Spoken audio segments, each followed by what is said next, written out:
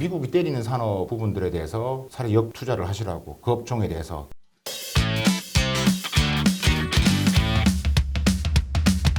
네, 안녕하세요. 반갑습니다. 시장을 해석하고 전문가들의 자산 배분 전략까지 들어보는 너네 자산운용. 오늘은 용인대학교 박승찬 교수와 함께합니다. 어서 오십시오. 반갑습니다. 오랜만에 뵙습니다.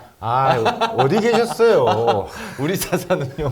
네, 여기 있었습니다. 새 건물에 있었습니다. 반갑습니다. 반갑습니다. 먼저 최근에 있었던 이벤트부터 한번 얘기를 하면서 문을 열어볼까 해요. 네. 지난 주말에 이제 20차 당대회가 있었고 여기서 뭐 예상했던 대로 네. 시진핑의 3년임이 확정이 됐는데 사실 이거였거든요. 그러니까 스무스하게 별 탈 없이 이번 이벤트가 끝날까? 일단은 총평 좀 어떻게 하십니까? 걱정이 없습니다. 너무 갑자기 이렇게 어두워지시는 거 아니에요? 왜요? 어떤 것 때문에 그러셨어요? 그러니까 전반적으로 물론 중국이 가고자 하는 방향을 충분히 알겠고 네. 그다음에 그리는 방향성도 전문가 입장에서 계속 팔로우를 해왔던 사람, 내부를 계속 분석을 해왔던 사람 입장에서 보면 네. 이번에 이게 7대 0은 네. 조금은 시장 예측이 못했거든요. 네. 거의 마지막 부분에서의 이 리창 상하이 당서기가 이제 총리로 이제 오게 넘버 2로 온다는 게 이제 지금 부각된 거고 사실 공청단이 아예 제로가 된 것은 네. 정말 이제 뭐 칠상파라든지 격대 지정, 그다음에 집단 지도 체제, 집단 지도 체제가 집단 영도 체제로 갔다라는 거기 때문에 그러니까 이런 것으로 했을 때 중국이 글로벌 사회에서의 어려움을 겪지 않을까. 그럼 그게 결국은 많은 이제 시민들이라든지 기업을 하는 사람 입장에서 부담으로 작용할 것이고, 그러니까 중국을 연구하는 입장도 한중 관계를 좀 잘 이끌어가게끔 만들어주는 하나의 전문학자로서는 걱정이 좀 앞선다라는 부분들. 또 우리가 이제 뭐 주식이나 이게 우리 기업적인 측면에서도 지금 불확실성이 더 많아진다라는 거거든요. 네. 그러니까 지금 중국의 항해 정치의 불확실성이 사실 커지고 예측이 좀 불가능해질 수 있다. 그래서 좀 걱정이 된다라는 표현으로 말씀을 드렸던 것 같고요. 중국 내 민심과 분위기는 그냥 조용한 것 같습니다. 분위기가 관심은 빨리 제로 코로나가 언제 끝나나 뭐 이런 식의 지금 왜냐하면 상황이 너무 안 좋기 때문에 총괄적으로 한마디로 어떻게 보시냐는 물어보신다라면 약간은 걱정이 앞서는 것은 사실입니다. 그 7대 0 얘기를 해주셨으니까 실제로 시장에서도 그래서 이제 지었던 말이 예스맨 리스크였거든요. 네. 너무 이제 다 C주석 사람들로만 돼 있으면 그러니까 시장에서도 당연히 여기에 대한 불안감을 느낄 수밖에 없고 실제로 뭐 관련해서 에피소드가 나왔었던 게 후진타오 전 주석이 약간 끌려나가다시피 하는 사진이 포착이 됐었고 어제 추가적인 영상들이 공개가 됐었는데 이거를 이제 외신에서 저 봤더니 반대 세력을 분쇄하려는 시주석의 결이다. 이렇게 표현을 했더라고요. 이 장면 좀 어떻게 보셨습니까? 단순한 에피소드인지 아니면 진짜 상징성을 두고 볼 수 있는 장면이었는지 어떻게 감상하셨어요? 일단은 이게 좀 연출된 거냐, 네. 혹은 뭐 또 다른 측면의 얘기도 있습니다. 그러니까 건강상의 문제가 있어서 처음에는 뭐 근데 어쨌든 그 사인은 시주석이 준 것은 분명해 보인다 하게끔. 그런데 그게 어떠한 이유였는지 이런 것은 우리가 좀 알 수는 없죠. 우리가 판단할 수는 없지만 확실한 것은 그 장면을 통해서 앞에서 말씀드렸다시피 정말 공청단의 일종의 몰락, 네. 공청단 우리가 초안파이라고도 그렇게 네. 부르는데 이게 그걸 볼 수 있었다. 왜냐하면 그 다음에 리커창 총리도 등을 치잖아요. 그쵸? 네, 네. 그러니까 사실 이번에 리커창 총리가 들어가지 않고 또 후추나도 우리가 가장 강력하게 예측했던 게 후추나였고 후진타오 주석이 후추나를 격대 지정해서 시진핑 다음에 지도자로 지정했던 사람이었다라는 거죠. 근데 이번에 이제 거기도 중앙위원회도 들어갔다는 것은 그 상황이 매우 이제 자기 입장에서는 답답할 겁니다. 확실하게 이제 그 장면 하나로서 어느 말이 맞냐라는 것은 우리가 오늘 논의하기는 그렇고 우리가 그냥 추측일 뿐인데 확실한 것은 확실한 절대 권력 그다음에 시주석에 의해서 이제 그렇게 된 것으로 판단이 되어진다라고 말씀드릴 수 있을 것 같고요. 과연 진실은 뭐냐? 일단 중국 내에서는 그런 장면을 일단 찾을 수가 없기 때문에 근데 그 장면이 유출되는 부분에 있어서의 고의로 유출했느냐 아니면 누구에 의해서 나가는지 뭐 어쨌든 간에 너무 확대 해석은 우리가 자꾸 이제 그거로 너무 할 필요는 없지만 핵심 아젠다만 어쨌든 시주석의 1인 집권 체제 부분에서는 확실해졌다. 그걸 그냥 아시면 될 것 같아요. 근데 사람이 그 감과 느낌이라는 게 있잖아요. 그러니까 이 상황들을 전혀 모르시는 분들도 그 장면을 보면 누가 절대 권력자인지 이게 감으로 오니까 그것들을 여러분들도 느끼셨을 테고 그걸 시장도 느꼈기에 바로 그 다음 거래일에 월요일 거래일에 폭락을 했죠. 그 사단이 특히 홍콩 증시 6% 급락 뭐 그 사단이 났던 건데 그 얘기도 이따가 하도록 하겠고 당대회에 나온 김에 네. 그러면 이번 당대의 주요 포인트들은 어떤 것들이 있었는지 이것도 한번 정리를 해주시고 전망을 해보죠. 예, 일단은 저는 크게 네 가지 정도로 할 수 있을 것 같습니다. 첫 번째가 여러 가지를 벌써 1인 체제는 확실히 공개됐고 집단 지도에서 집단 영도로 가는 게 확연히 드러났고 물론 예상했던 거지만 그다음에 시진핑 사상이라는 게 중국 공산당장에 들어감으로써 이제 거의 이 사상이란 말을 쓰는 것은 마오쩌둥 다음엔 유일하기 때문에 같은 급으로 간 거죠. 첫 번째가 당연히 이제 그것을 이야기하지 않을 수 없을 것 같고요. 그게 가장 우리가 글로벌하게 집중해서 부각돼서 보는 것들이니까. 두 번째가 이제 안보라는 이슈가 안보를 왜 이렇게 많이 강조를 했느냐? 그것을 강조한 이유는 두 가지 측면이 있다. 첫 번째는 난세에는 누가 나오죠? 영웅이 나오죠. 네. 지금 난세라는 거죠. 3년임을 위한 명분이 필요한 거죠. 이제.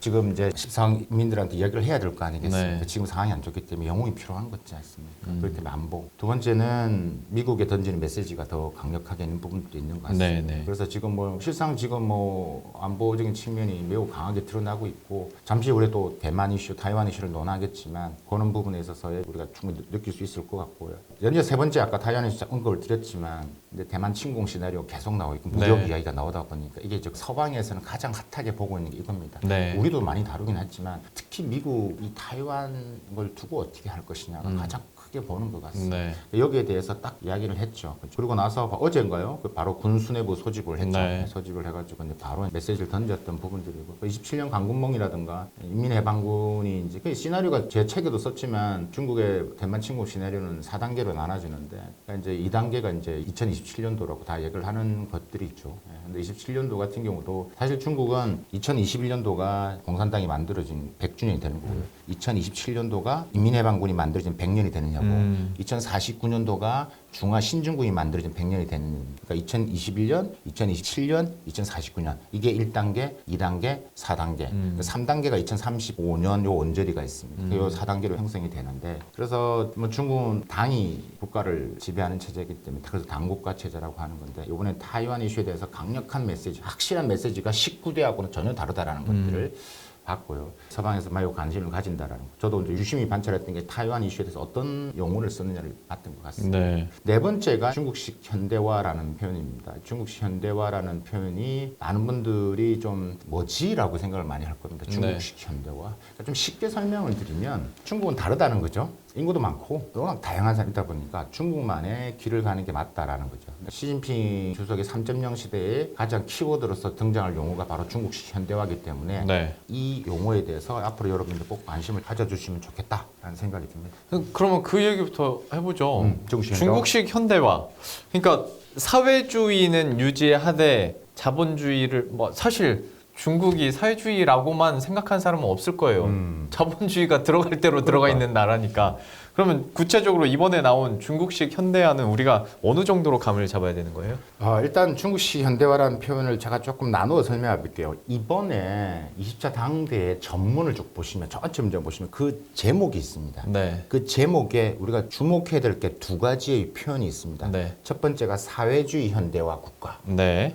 그 다음에 하나가 중화민족의 위대한 부흥. 이건 많이 들어보셨을 거예요. 그렇죠. 중화민족 위대한 부흥은 중국몽. 그러니까 결국은 시진핑 주석이 만든 중국몽을 그게 2049년도라고 했어요. 근데 그 전에 사회주의 현대화 국가라는 표현이 나오는데 이 사회주의 현대화 국가 이걸 가지고 일단 먼저 설명을 드리면 중국은 2020년도부터 2035년도까지 사회주의 현대화 건설을 한다고 했습니다. 그러니까 이때는 좀 쉬운 표현을 쓰면 중국이 미국을 경제 규모로 추월하는 연도를 생각하는 걸 이해를 하시면 훨씬 더 편할 겁니다. 그게 네. 이제 2030년 언저리입니다. 그러니까 이때 사회주의 현대화를 건설을 해야 된다. 그러면 중국이 미국을 추월하기 위해서는 물론 지금 전체 GDP 한 76%, 77%까지 따라왔거든요. 중국이 미국. 네. 근데 지금 빈부격차가 매우 심하다 보니 이게 전면적인 소광사회, 중산층의 사회가 돼야지만 이게 좀 달성이 되는데 안 되고 있다는 이야기죠. 네. 그러다 보니까 이제 맞물려서 나온 게 바로 공동부유라는 게 나온 거죠. 맞아요. 그래서 공동부유가 그래서 이 지금 말씀드린 2020년, 2035년 사회주의 현대화 건설이 중국식 현대화의 1단계다 보시면 되고 요 1단계를 구축하기 위해서는 공동부유를 해야 되고 못 사는 사람을 끌어올려야 되고 그렇죠. 그래서 경제성장을 만들어 가서 경제 규모로 중국이 미국을 추월한다는 시나리오죠. 그렇다고 해서 중국이 선진국이라고 하지 않죠. 그래서 지금 2035년도, 2049년도가 바로 사회주의 현대화 강국이란 말을 씁니다. 네. 표현이 좀 그렇죠. 예. 근데 간단히 설명드리면 미국을 추월해서 완전한 지원이 되겠다라는 그게 뭐라고요? 중국몽.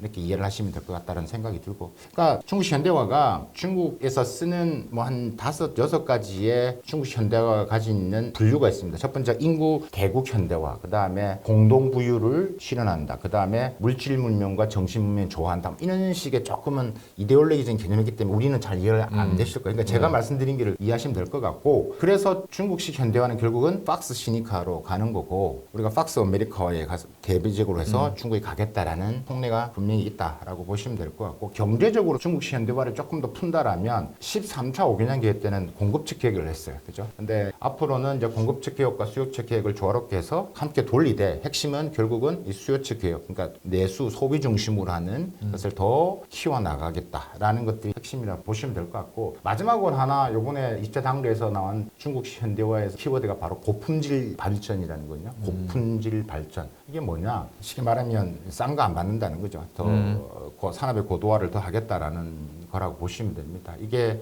사실 작년부터 어느 산업에도 항상 고품질 발전을 해야 된다. 자동차도 고품질 발전, 네. 무역도 고품질 발전. 이런 키워드가 계속 따라붙습니다. 네. 중국은 이 용어를 잘 만들어냅니다. 그 숨어있는 함의를 잘 보셔야 되는 겁니다. 그래서 이제 중국식 현대화가 그런 측면에서 있다라고 보시면 될 것 같고, 향후의 방향성은 점차적으로 앞에서 말씀드렸다시피 좀 더 강한, 그러니까 대외적으로는 미국 앞에서는 조금 더 유연성을 가지려고 하겠지만 내부적으로는 더 강력한 정책에 의해서 변화가 있을 가능성이 크다. 뭐 우리가 좀 이따 좀 경제적인 이야기할 때 좀 더 설명을 드리도록 하고요. 주요 뭐 키워드나 아니면 중국식 현대화를 쭉 이제 풀어서 설명을 해주셨는데, 그 중국식 현대화를 결국에는 이루기 위해서 이번에 나왔던 그 공동부유도 한 가지 수단이 된다라는 거잖아요. 그쵸. 그러니까 공동부유로 해서 결국 현대화 강국을 만들겠다라는 건데, 그러면 이 공동부유는 우리가 소위 알고 있는 빈부격차를 줄이고 뭐 그 정도 느낌인가요? 아니면 또 중국식으로 다르게 해석되는 뭐가 있는 건가요? 일단은 공동부유라는 것은 말 그대로 이제 그 격차를 줄인다는 거냐. 그러니까 핵심은 농촌을 키운다라는 부분들이고, 그다음에 그 중국 스스로가 알죠. 뭐 엥겔리스도 그렇고 중국이 지금 격차가 시진핑 주석 들어와서 더 났다라는 것들이죠. 그러니까 지금 뭐 돈 많은 사람은 계속 돈 많아지고 있고, 그게 대표적인 우리가 테크 기업들. 네. 그래서 시진핑 주석이 3.0 시대는 테크 규제에 대해서 많은 질문하시는데, 테크 규제는 빅테크는 계속 갑니다. 빅테크는 계속 간다. 그는 공동 부유론하고는 배치가 되는 거기 때문에 테크 규제는 계속 간다라고 보시면 될 것 같고, 네. 그렇다고 모든 테크 기업이 아니라 성장하는 소재 부품 장비 기업들에 대한 부분에서는 분명히 우대택이 갈 것이고요. 제가 주식 부분에서 업종 선정을 해달라고 했을 때 그런 표현을 많이 쓰는데, 미국이 때리는 산업 부분들에 대해서 차라리 역투자를 하시라고, 그 업종에 대해서 미국이 중국 때리는 업종 분야가 중국 정부의 돈이 집중적으로 갈 것으로 보여지고, 네.